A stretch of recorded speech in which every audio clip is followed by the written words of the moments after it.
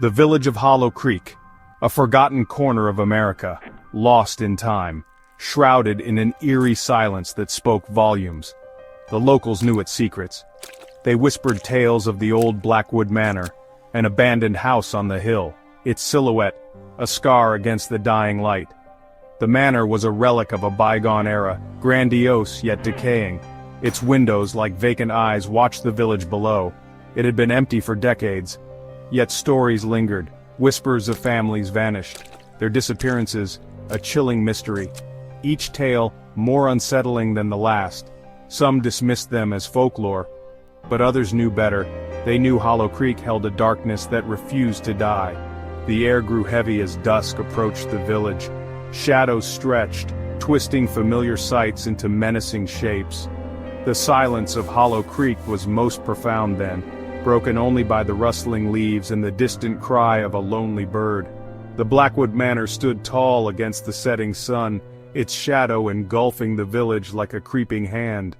The house, with its boarded-up windows and overgrown vines, seemed to be holding its breath, waiting for nightfall to unleash its secrets. Dr. Elias Thorne arrived in Hollow Creek on a humid summer evening. A renowned paranormal investigator, a skeptic by nature. He was drawn to the village by its stories. The disappearances intrigued him. He sought a logical explanation, a reason not rooted in superstition. Elias parked his car outside the only motel. The rusty neon sign flickered, casting an unsteady glow. He stepped out, immediately struck by the stillness. It was a silence that felt almost predatory, as if the town itself was holding its breath, watching him. He could practically feel the weight of unseen eyes upon him. The locals were wary of outsiders.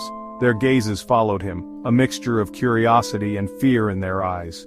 They knew he was there for the manor, a place they dared not speak of. Elias, undeterred, set up his equipment, cameras, EMF readers, and voice recorders, tools to document the truth. He was determined to unravel the mystery of Hollow Creek, to expose the darkness that clung to the village. He spent the next few days interviewing the locals, each encounter shrouded in fear and reluctance.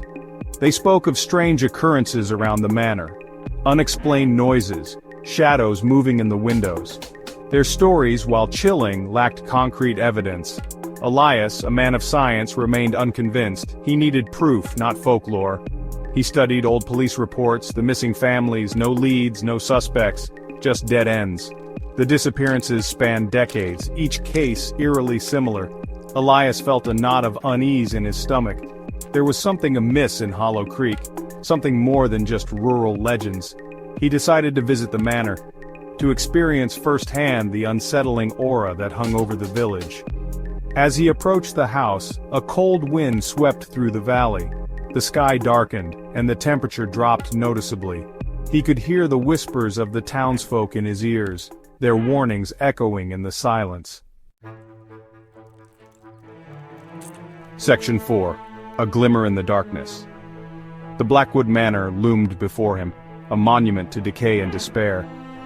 The iron gates creaked open as if warning him away. Elias stepped onto the overgrown path. Each step forward sent a chill down his spine.